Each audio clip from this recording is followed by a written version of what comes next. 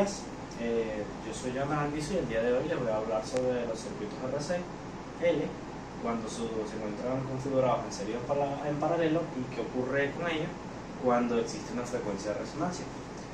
Ok, primero vamos a hablar de los circuitos en serie, porque en paralelo el funcionamiento de la resonancia cambia. En serie ocurre lo siguiente: nosotros podemos analizar la impedancia del circuito. Esta estaría compuesta por la resistencia más el número complejo multiplicado por la frecuencia angular por el valor que tenga la bobina menos el número imaginario por el inverso de la frecuencia angular multiplicado por la capacitancia. Si nosotros deseáramos saber el módulo de esta impedancia, pues no tendríamos más que aplicar la raíz cuadrada de la resistencia al cuadrado, que es la parte real de ese número complejo, más la frecuencia angular por la inductante, por la bobina, el valor de la bobina, menos el inverso del valor de la frecuencia angular por la capacitancia, y todo esto elevado al cuadrado. Pero ¿qué pasaría? Bueno, y recordemos que la frecuencia angular es 2pi por la frecuencia. Entonces, ¿pero qué pasaría si nuestra pulsación, si nuestra frecuencia angular fuesen iguales? ¿Qué es lo que pasa en la resonancia? En resonancia, en las frecuencias angulares van a ser, como vamos a ver más adelante, que la impedancia en este caso sea mínima. Ok, veamos qué ocurre. Si la frecuencia de angular de la bobina fuese igual a la frecuencia angular en el capacitor, pues lo que ocurriría sería que acá, esto por lógica, se cancelaría y diríamos que la impedancia sería igual a la resistencia. Esto que sería 0, quedaría resistencia, raíz cuadrada de resistencia al cuadrado, el cuadrado y la raíz se van, y queda que el módulo de nuestra impedancia sería igual a la resistencia. Entonces, ¿qué ocurre? Ocurre lo siguiente: en este punto, cuando nosotros tenemos una frecuencia de resonancia, pues esa es una frecuencia específica, cuando hablamos de los circuitos en serie, en la que la impedancia va a ser mínima. Es decir, es mínima porque a ojos del circuito, acá hay un cable. Imaginemos que acá hay un cable y solamente es un circuito de algo que suministra tensión, de una fuente y una resistencia. A ojos de la fuente, acá hay una resistencia, por tanto al bajar la impedancia de nuestro circuito, la corriente va a ser mucho mayor. Entonces, la corriente es máxima cuando está operando nuestra fuente a esa frecuencia, pero la impedancia es mínima. En otros puntos, cuando no estamos dentro de esta frecuencia de resonancia, pues la impedancia sí tiene un valor más elevado y por tanto el valor de la corriente disminuye. ¿Ok? Pero claro, esto puede ser utilizado para distintos motivos y tiene que ser considerado. Recordemos que, como digo, la corriente aumenta cuando está este circuito en serie y entramos en una frecuencia de resonancia. Estos elementos se cancelan básicamente y nuestra corriente aumenta. Entonces, ¿qué va a pasar? Que por esta resistencia va a pasar una corriente enorme, una corriente que, si no hemos considerado eso, pues puede quemar nuestro dispositivo, nuestra resistencia. ¿Okay? Entonces, nosotros podemos analizarlo de la siguiente manera. Vemos que en color verde esta curva representa la impedancia, y que cuando la impedancia más se acerca a la frecuencia de resonancia, pues la impedancia es menor, y esta es la corriente en negro, y que cuando estamos en esa frecuencia de resonancia, la corriente es máxima. También hay que notar que cuando entramos en este punto en que la corriente empieza a elevarse y la impedancia empieza a bajar, pues ocurre que la resistencia, cuando ella está disipando la mitad de la potencia, pues eso sería por aquí, y el valor de corriente que tendríamos sería la corriente máxima dividido entre raíz de 2, o que lo que es lo mismo, multiplicar la corriente máxima por 0.707, y obtendríamos una frecuencia. Entonces, eso ocurre en dos puntos de la curva, y todo lo que está dentro de esos puntos, entre F1 y F2, que dentro está la frecuencia de resonancia como tal, a eso le llamamos ancho de banda. ¿Y por qué es importante el ancho de banda? Bueno, el ancho de banda, primero que nada, depende de un valor que se llama factor de calidad. El ancho de banda va a ser igual, o sea, qué tan ancho sea ese espacio va a depender de la división entre la frecuencia de resonancia partido entre el factor de calidad. El factor de calidad viene dado por esta expresión, que sería igual a la inverso de la resistencia multiplicada por la raíz cuadrada de la bobina por el capacitor, entre el capacitor. Entonces fíjense que en esta expresión tenemos una expresión que nos relaciona a la resistencia, a la bobina y el capacitor. ¿Por qué es importante el factor de calidad? Porque como vemos acá, por lógica matemática, mientras más grande sea el factor de calidad, más pequeño va a ser el ancho de banda, más selectiva van a ser las frecuencias que podamos operar dentro de ese ancho de banda. Mientras más pequeño sea el ancho de banda, el factor de calidad, perdón, mayor será el ancho de banda. Entonces hay una relación inversamente proporcional entre ambas. Y otra cosa muy importante es cómo se relaciona el factor de calidad con la tensión. Porque sí, yo dije que aquí, si colocásemos un voltímetro, pues obtendríamos un voltaje de 0. Pero es que si nosotros colocamos el voltímetro solamente a leer el voltaje que cae en la bobina, no obtendríamos 0, obtendríamos otro valor. Y si colocamos una tensión, un voltímetro que lea el voltaje que cae en el capacitor, obtendríamos una tensión distinta de 0. Y si colocamos el voltímetro acá, pues veríamos la tensión que está suministrando la fuente. Entonces, ¿por qué pasa esto? Porque si yo coloco acá una tensión con un voltímetro, leo 0, pero si los leo individualmente no hay 0, bueno, eso ocurre, eso puede ser explicado por el diagrama fasorial. ¿Y por qué por el diagrama fasorial? Bueno, porque tendríamos que la tensión que cae en la resistencia está en fase con la corriente, ¿ok? Pero el voltaje que está cayendo en la bobina y el voltaje que está cayendo en el capacitor se anulan, van en sentido contrario y se hacen 0 entre ellos. Y ese voltaje, que es el de la bobina y el del capacitor, viene dado por esta expresión, que es el factor de calidad del que ya hablamos, multiplicado por la tensión de entrada. ¿Qué pasa? Que si nosotros tenemos un factor de calidad muy grande, hacemos que el voltaje en nuestra bobina, por ejemplo, sea muy grande. Y tal, ok, no tendríamos problema con eso. El tema viene con el capacitor, que si nosotros tenemos una tensión muy elevada en el capacitor, ¿qué pasa cuando nosotros excedemos la tensión a un capacitor? Pues estos explotan.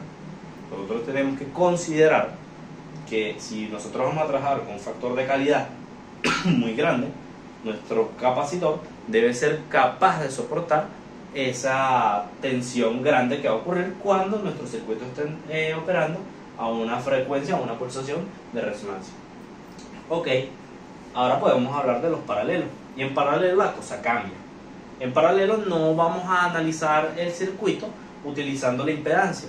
Hablaremos de admitancia, y recordando nuestros videos anteriores de nuestro curso de circuitos eléctricos 2, pues pudimos ver que la admitancia es lo inverso de la impedancia. ¿Ok? Entonces así lo expresamos acá.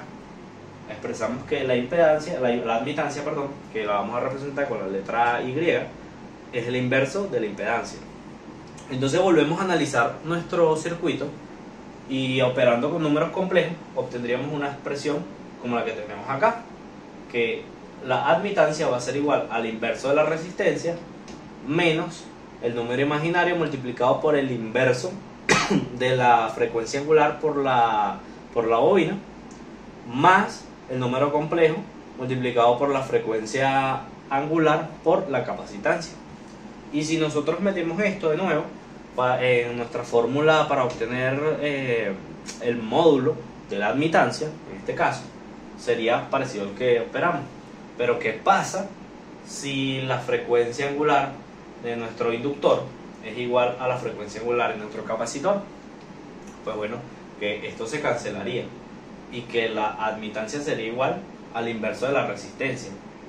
Pero ¿realmente funciona así? Pues observando lo que vamos y desarrollando el paralelo entre estos dos, vamos a notar que mientras uno se vuelve un número muy pequeño, el otro se vuelve un número muy grande. ¿Qué pasa con eso? Que sabemos que cuando tenemos dos elementos en paralelo, y uno es muy pequeño y otro es muy grande respecto al pequeño, pues el valor de ese paralelo es un número muy cercano al valor más pequeño. Entonces, al final, la impedancia que va a haber el circuito acá, que va a haber la fuente, es una impedancia que tiende a infinito. ¿Cuál es el problema con eso? ¿O cómo funciona esto? Que si nosotros en este punto colocásemos un amperímetro y deseásemos ver, bueno, cuál es la corriente que está entrando para acá, pues nuestro amperímetro daría 0, porque nuestro circuito ve un circuito abierto, por así decirlo, en este punto a una frecuencia de resonancia.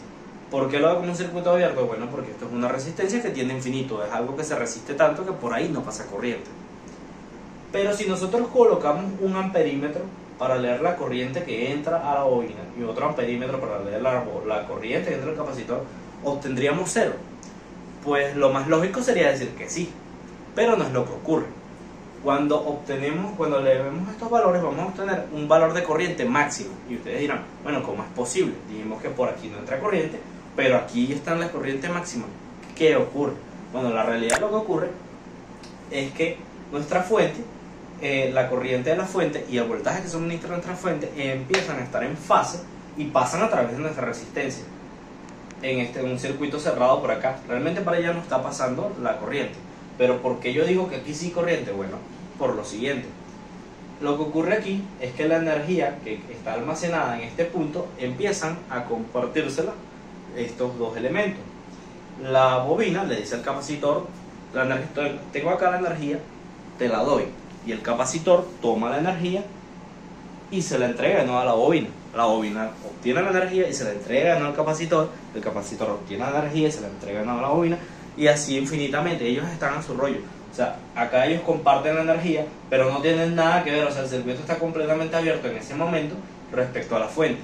Aquí hay una energía almacenada que están compartiéndosela, están yendo y viniendo a una corriente máxima, o sea, está a tope esa corriente, pero la verdadera corriente que está entregando a la fuente está pasando en verdad por la resistencia. Entonces eso es lo que ocurre dentro de este circuito en paralelo RLC cuando se opera en una frecuencia de resonancia.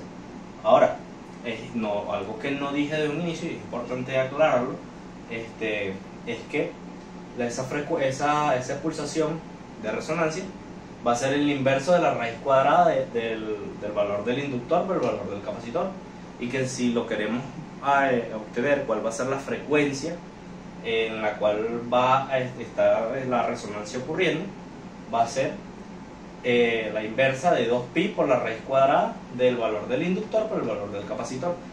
A una comparación que es importante y es muy buena de ver es que cuando hablamos en paralelo, cuando está esta frecuencia de resonancia en nuestro circuito, que nuestra fuente está graduada a esa frecuencia de resonancia, bueno, la impedancia acá es máxima, pero la admitancia, como es lo contrario, o sea, son antónimos, la admitancia es mínima, cosa contraria a lo que ocurría en el circuito en serie, porque cuando nosotros graduamos nuestra fuente a una frecuencia de resonancia, que ya sabemos cómo obtener cuál es el valor de esa frecuencia de resonancia, pues la impedancia es mínima, la impedancia se encuentra en un punto muy bajo y por tanto la corriente es máxima. Entonces vemos que no son iguales y que bueno, hay que considerar, dependiendo de la aplicación, cuál de los dos circuitos se opera.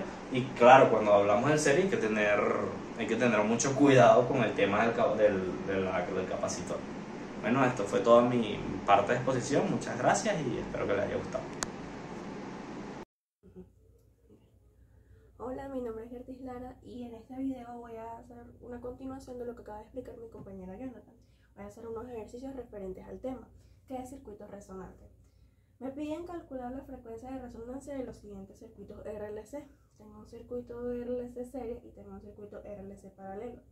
El cálculo de la frecuencia de resonancia es muy sencillo. Es una fórmula muy sencilla que es 1 entre 2pi por la raíz de la inductancia y la capacitancia.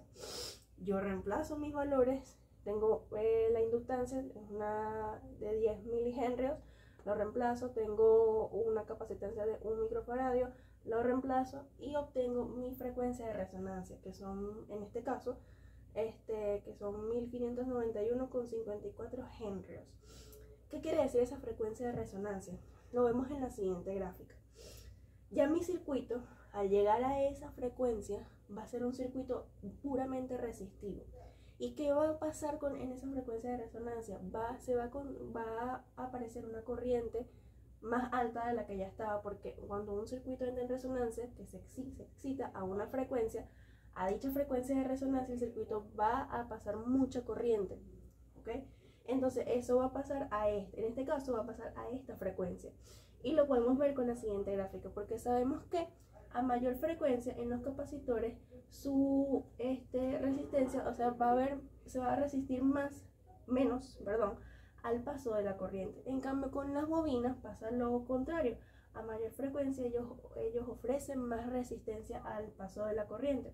Entonces va a llegar a un punto en el que ya se van a anular y va a ser a esa dicha frecuencia de resonancia. Y como ellas se anulan, y como ya les mencioné, entonces va a quedar un circuito puramente resistivo, que es el que tenemos acá.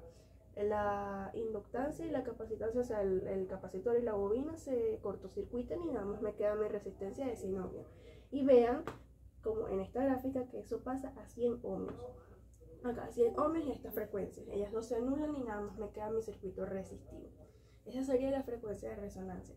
Y en los circuitos paralelos pasa exactamente lo mismo. Yo aplico mi fórmula que tengo acá y en este caso me da una frecuencia de resonancia de 73.412,7 henrios. Entonces a esa frecuencia de resonancia es que mi circuito va a empezar a conducir mucha corriente más de la que ya estaba, a una resistencia de 100 ohmios. Pero en este caso el circuito, o sea, el capacitor y la bobina se van a reemplazar por un circuito abierto y quedándome igualmente mi circuito resistivo, porque pasa lo mismo. En los paralelos la capacitancia y la inductancia se anulan, entonces nada más me queda mi circuito resistivo. Como vemos, esta línea punteada indica la impedancia. Vemos que acá hay mucha impedancia y aquí baja. Y luego vuelve a subir, baja en este punto. Por eso es que les digo que empieza a conducir mucha corriente. ¿Okay? Y en los circuitos mixtos es exactamente lo mismo. Lo único es que en los circuitos mixtos vamos a tener que calcular la capacitancia y la inductancia total y luego la reemplazamos en esta fórmula. Y así obtenemos la frecuencia de resonancia de los circuitos RLC. Muchas gracias.